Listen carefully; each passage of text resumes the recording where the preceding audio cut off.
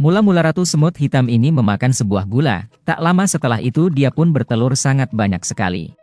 Tanpa mereka sadari, dari seberang sarang mereka ada salah satu musuh mereka yang mengetahui rahasia sang ratu bertelur begitu banyak. Mereka adalah semut merah. Lalu semut itu pun bergegas pulang dan melaporkan hal tersebut kepada ratunya. Tanpa menunggu lama sang ratu semut merah pun memerintahkan pasukannya untuk menyerang sarang semut hitam. Dengan jutaan personil akhirnya semut merah itu pun menyerang sarang semut hitam. Dengan senjata modern, pasukan semut merah pun menyerang markas semut hitam. Dengan aba-aba dari komandan mereka pun terus menyerang markas semut hitam.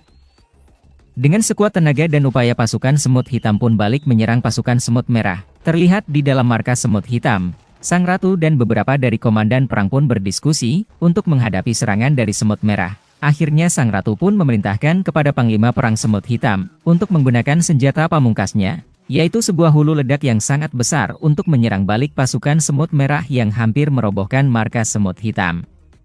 Akhirnya sang komandan pun memerintahkan penjaga gudang senjata untuk mengeluarkan senjata tersebut. Mereka pun meletakkan senjata itu di setiap sudut markas. Namun pasukan semut merah yang melihat aksi dari lawannya yang menggunakan hulu ledak, komandan semut merah pun memerintahkan pasukannya untuk menyerang pintu markas semut hitam dengan segala cara.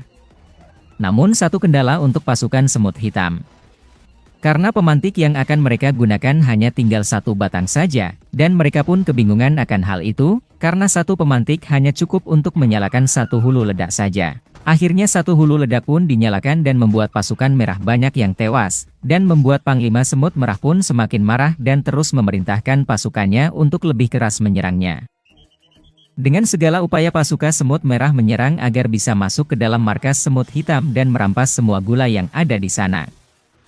Dalam kepanikan karena pemantik sudah tak dimiliki pasukan hitam, ada satu bala bantuan dari seekor kumbang, yang teringat pernah melihat pemantik seperti itu di luar sana, dan akhirnya dengan berusaha keras kumbang itu pun pergi untuk mencari pemantik itu sendirian. Dia terbang jauh untuk mencari pemantik itu dan akhirnya dia pun menemukannya. Namun dia pun dikejutkan dengan kedatangan seekor laba-laba, kemudian dia mengambil pemantik itu, kumbang itu pun mengikuti laba-laba itu hingga ke sarangnya.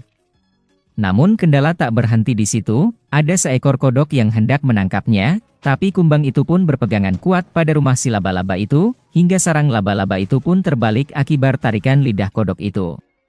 Kumbang itu pun akhirnya pingsan, dan ditolong oleh laba-laba itu. Setelah kumbang itu sadar, laba-laba itu pun memberi kumbang makan satu buah ceri, kemudian kumbang itu pun menceritakan kenapa dia mencari oemantik itu kepada laba-laba, karena dia akan menolong pasukan semut hitam yang diserang pasukan semut merah. Akhirnya sang laba-laba pun memberikan pemantik itu kepada sang kumbang, dan kumbang pun bergegas untuk kembali ke markas semut hitam.